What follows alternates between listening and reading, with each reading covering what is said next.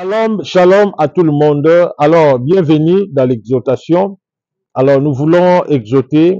Alors, aujourd'hui, je voulais un peu parler sur un sujet qui concerne les esprits méchants qui viennent visiter surtout nos maisons.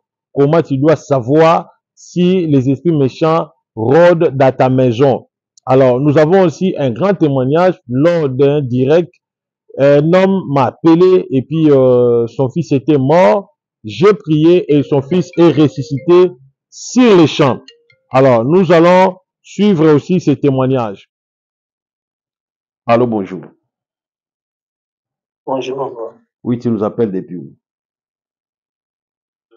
Oui, voilà, je suis à l'hôpital avec Tu as mon petit l'hôpital. frère. Ton petit frère, il ne fait pas aucun signe de vie. Je vois comme si il ne fait pas aucun signe de vie. C'est vrai? Oui.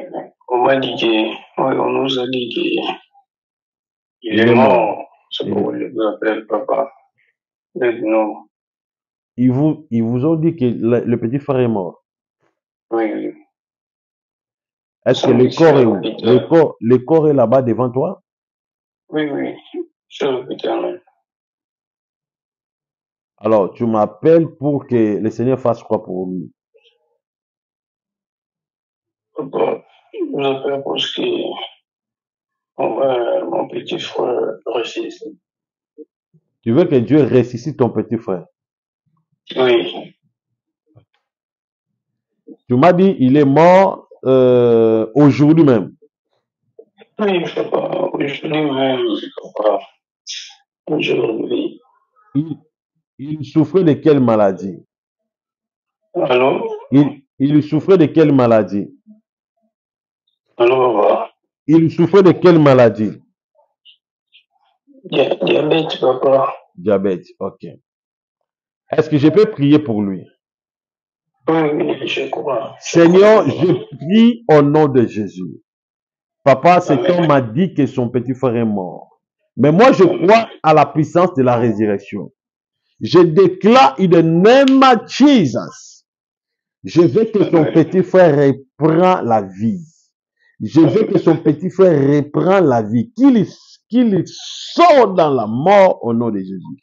Qu'il reprend la vie au nom de Jésus. Je le ressuscite maintenant au nom de Jésus. Je remets son souffle de vie au nom de Jésus. Je remets sa respiration au nom de Jésus. Qu'il soit ressuscité maintenant. Malgré tous les médecins disent il est mort. Seigneur, cet homme ne peut pas aller dans la mort. Je prie qu'il se ressuscite. Au nom de Jésus-Christ. Placez. Il y a un mouvement. Regardez-le. Allô? Regardez-le. Qu'est-ce qui se passe? Allô, papa? Qu'est-ce qui se passe? Et... Hein? Papa... Il est ressuscité. Il a ouvert les yeux. Oui, papa. Merci. Est-ce qu'il a ouvert les yeux? Il a ouvert les yeux. Gloire à Dieu. Donc, la personne est ressuscitée. Merci. Merci. Alléluia. Voilà ce témoignage. J'aimerais d'abord vous dire ceci.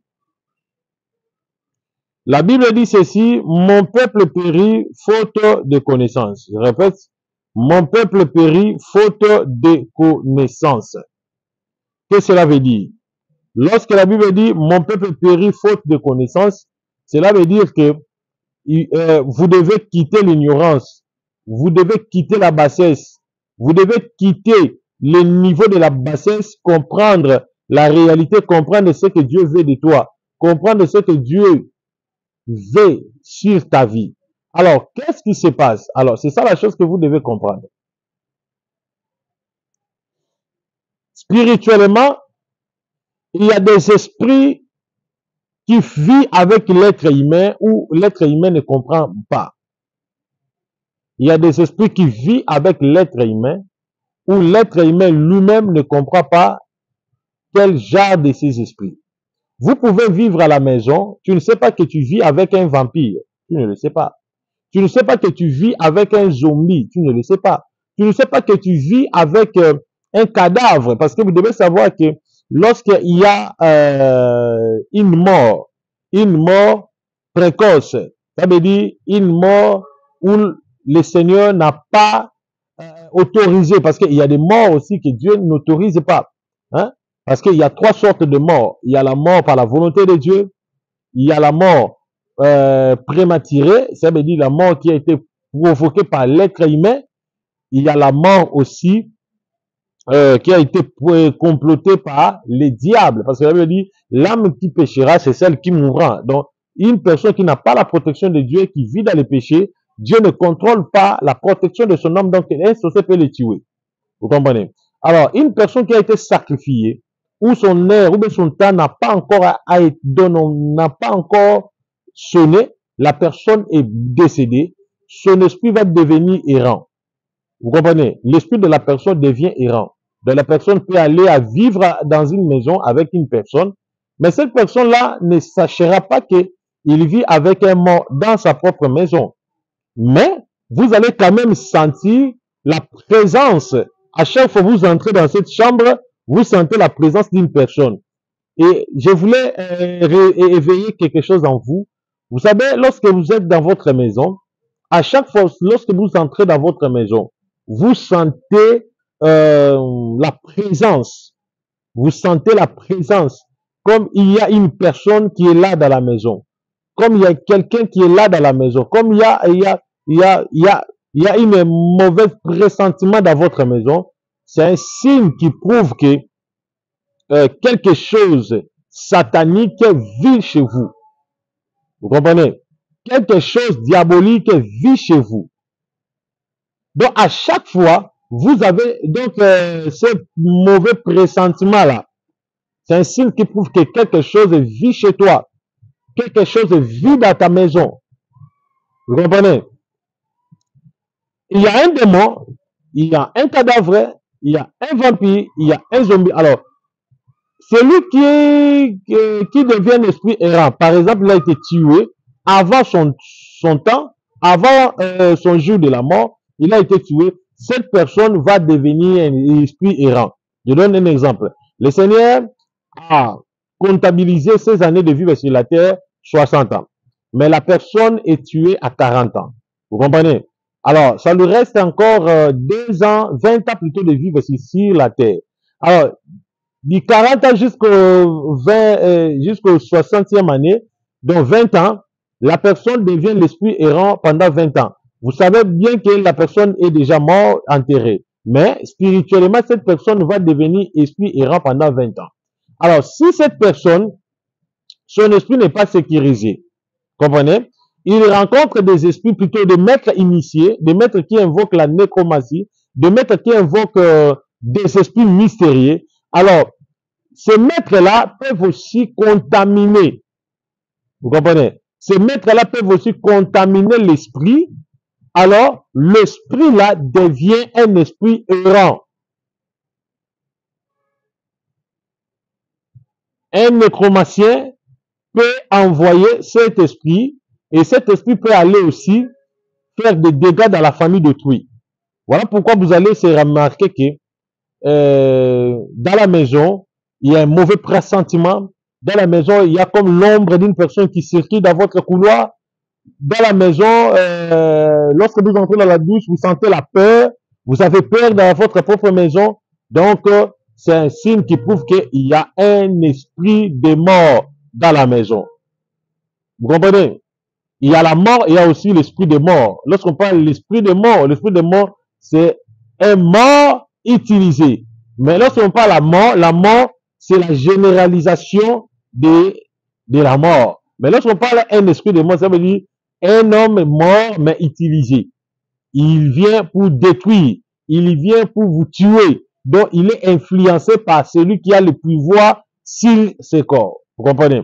Alors, nous devons faire très attention, bien-aimés dans le Seigneur, dans nos maisons. Il y a des choses qui se passent dans nos maisons. Peut-être que vous n'aurez pas l'idée de comprendre qu'est-ce qui se passe dans la maison. Il y a des choses qui se passent chez nous. Tu ne comprends pas qu'est-ce qui se passe et pourquoi la chose en question. Nous devons faire très attention, nous devons être éveillés parce que le diable en train de faire beaucoup de choses. Le diable est en train de tuer des innocents. Alors, comment maintenant peut-on savoir réellement s'il y a un esprit dans la maison? Il y a le premier signe. Dans le premier signe, vous allez sentir quoi? Dans le premier signe, dans le corps d'abord de l'être humain, le Seigneur a créé l'homme avec des portes spirituelles. Vous savez, dans l'homme, il y a des trous. L'homme a des trous spirituels. Parmi ces portes spirituelles, il y a quelques portes, ça sert à sentir des mauvais esprits. Donc, tout être humain a la capacité de sentir si un mauvais esprit est dans quelques mètres de lui. Oui. Vous comprenez? Je donne maintenant un exemple. Parfois, il y a d'autres personnes, vous sentez la chair de poule, ou bien tu sens le grissonnement par tes cheveux.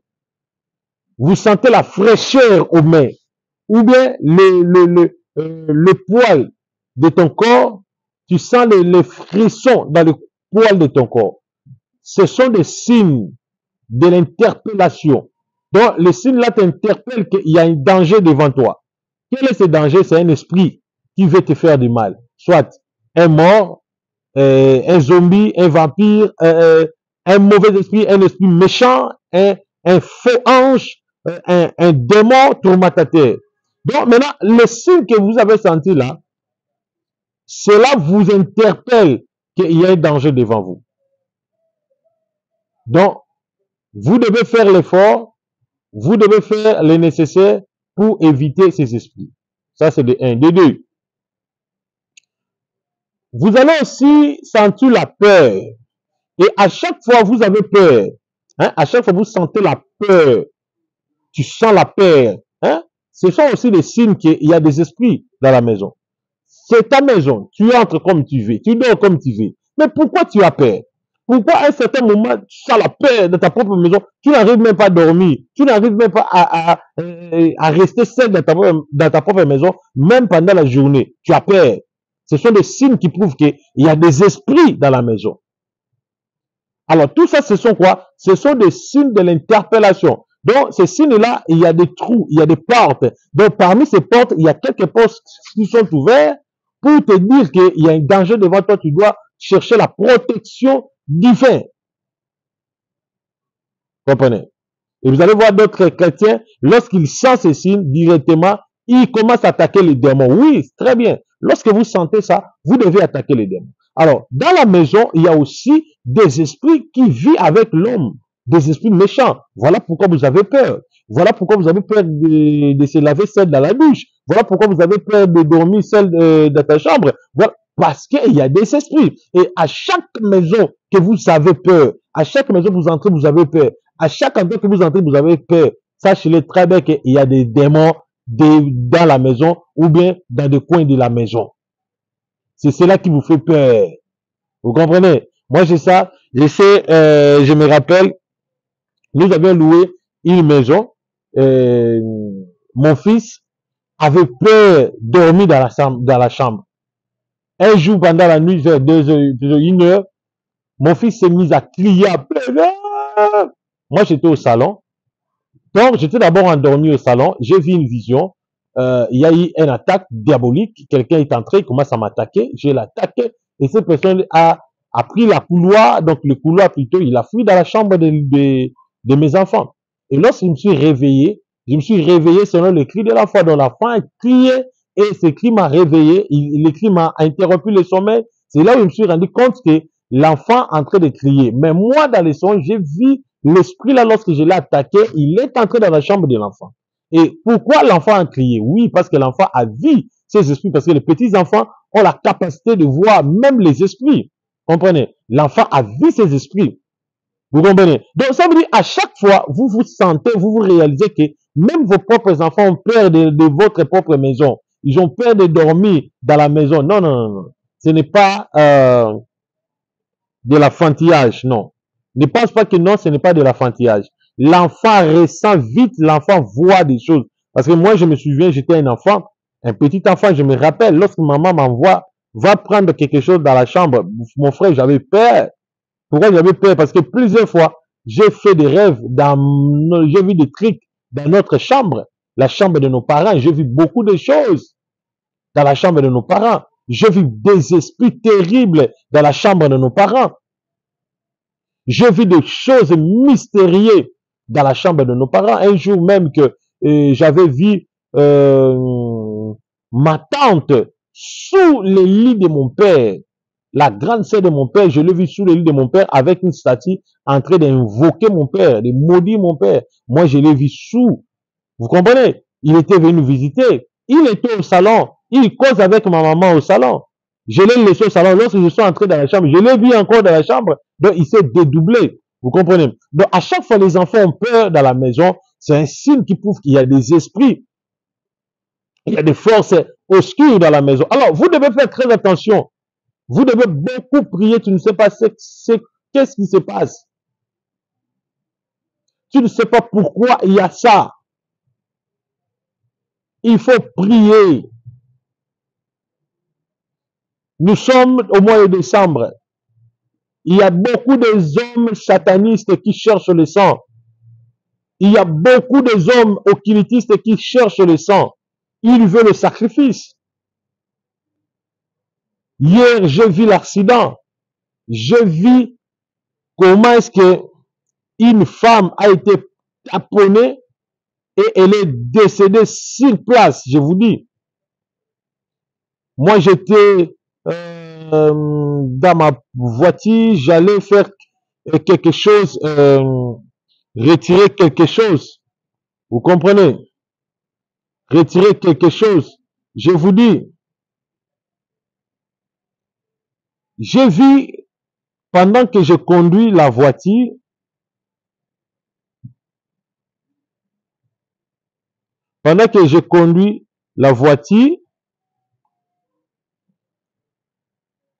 j'attends quelque chose qui me dit, il faut bien conduire, il faut bien conduire, il faut bien conduire. Bon, je n'ai pas compris, mais pourquoi cela me disait toujours, il faut bien conduire. Il me dit seulement, il faut bien conduire, il faut bien conduire, il faut bien conduire. Nous avons dépassé les supermarchés, nous sommes arrivés quelque part là. J'ai dit, bon, comme il y avait plein de voitures, devant les supermarchés, on voulait plutôt contourner pour mieux positionner la voiture afin d'aller acheter les histoires dans les supermarchés. Nous avons aussi contourné, nous sommes aussi allés devant plutôt avant qu'on arrive dans les supermarchés, nous sommes stationnés là-bas. Et directement,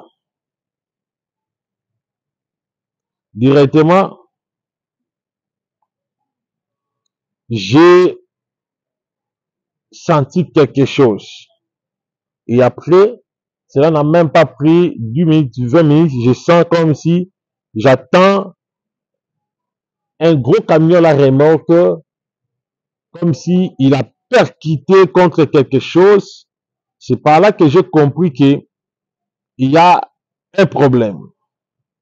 C'est par là que j'ai compris qu'il y a un problème. Ok, lorsque j'ai entendu que le véhicule là, le remorque a percuté contre quelque chose, ok, c'était le remorque a tamponné une femme. Cette femme-là, elle était une cliente, elle a pris la moto avec le montard et bien une autre personne, elle était au milieu, une autre personne était derrière elle.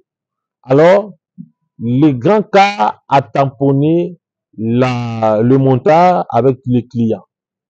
Alors, le coup que moi j'avais vu, la boum, que j'avais entendu boum, donc c'était que le remorque a tamponné et il a surmonté les accidentés. Ça veut dire, le grand car a dépiécé ces hommes. La femme a été dépiécée, écrasée même, je vous dis, lorsque les gens sont venus pour répartir le corps, une partie de sa chair est restée sur le macadam. Cette femme est décédée sur place. Le montard décédé sur place. Il y avait qu'un seul homme qui n'avait pas encore mort qui n'avait pas encore mort, décédé plutôt, qui n'avait pas encore décédé, il respirait un peu. C'est lui qui a été transféré à l'hôpital. Mais les deux autres là, dépiécés parce que les remorques a surmonté sur leur corps. Hein? Il a marché sur leur corps, il a dépiécé sur place. Ces gens-là sont décédés sur le champ, les deux personnes. Là, c'était passé hier. Nous sommes au mois de décembre hier. Alors, spirituellement, il y a eu des choses. Avant même que l'accident, moi j'ai senti lorsque j'ai traversé dans l'espace là où il y avait l'accident, j'ai senti quelque chose.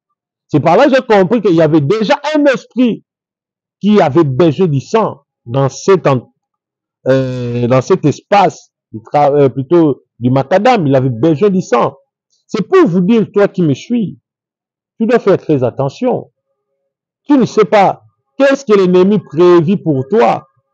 Ne te distrais pas, nous sommes pendant la festivité. Ayez la vie de prière, prie le Seigneur. Tu es malade, tu as un problème, tu as quelque chose, cherchez les hommes de Dieu qui lui prient pour toi. Tu ne sais pas, tu peux mourir dans un moment à l'autre. Tu ne sais pas ce que l'ennemi prévoit pour toi, ce que l'ennemi a préparé pour ta vie. Beaucoup de gens, aujourd'hui, il y a des gens qui meurent, il y a des gens qui se retrouvent dans des problèmes intenses. Alors, il est temps que nous puissions prier. Il est temps que nous puissions prier le Seigneur. Tu ne sais pas ce que l'ennemi a prévu contre ta vie. Tu ne sais pas ce que Satan a prévu dans ta vie. Alors, je déclare maintenant dans le nom de Jésus que le miracle te localise. Que Dieu du ciel te protège contre les esprits vampires, contre l'esprit de mort, contre la mort elle-même, contre le complot satanique. Mais il faut très attention, même dans la maison là où tu es, il y a un démon que tu ne sais pas. Surtout, nous les locataires, les gens qui louent des maisons, tu peux louer une maison. Avant que tu sois là, il y avait une personne qui habitait et cette personne, peut-être s'il était un franc-maçon, il avait des caméras sataniques partout. Il a installé des miroirs magiques partout. Il a introduit des esprits dans des murs. Une fois, la personne est partie. Il s'est déménagé. Mais cette maison-là contient des empreintes diaboliques. Si vous venez habiter dans cette maison, vous allez vivre les menaces des esprits. Voilà pourquoi vous allez voir des personnes qui louent des maisons ont des problèmes sérieux.